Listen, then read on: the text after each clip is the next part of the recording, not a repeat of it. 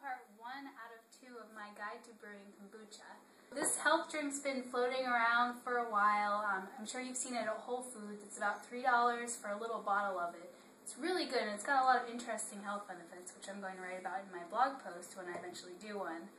But anyway, all you really need to brew it at home is a kombucha mushroom, which you can get offline, or possibly you can email me and I would send you one for free because you grow a new mushroom every time you make a batch of kombucha. So you need your kombucha mushroom, you need a big glass jar. Mine's a 21 cupper. I got it off of Amazon and the link is in my Amazon store.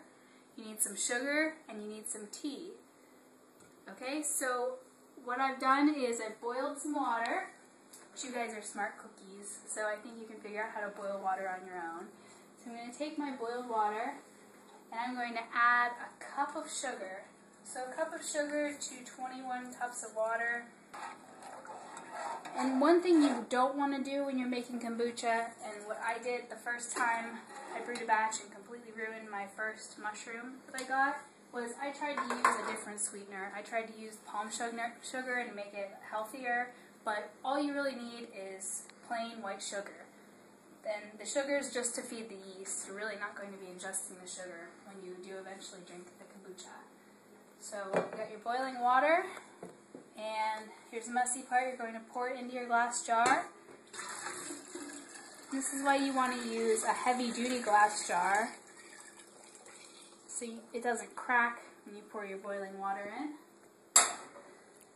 Give that a stir, and add your tea bags.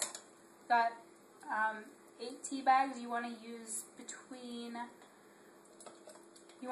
one tea bag to every 2 to 3 cups. You don't want to brew your tea too strong because the kombucha fermenting process makes it really strong. So stir that around and then wait 5 minutes and come back, take your tea bags out and let this cool to room temperature, about an hour and a half, and I will see you when my tea is cool. My tea is now room temperature and I'm ready to add my kombucha mushroom.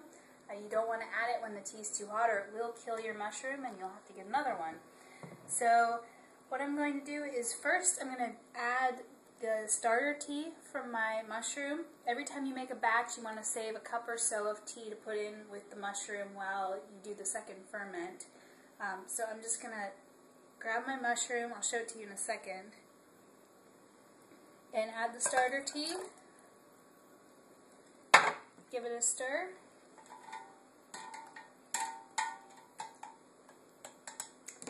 And now I'm going to add my mushroom. If you want to zoom in on that, this is a nice healthy kombucha mushroom.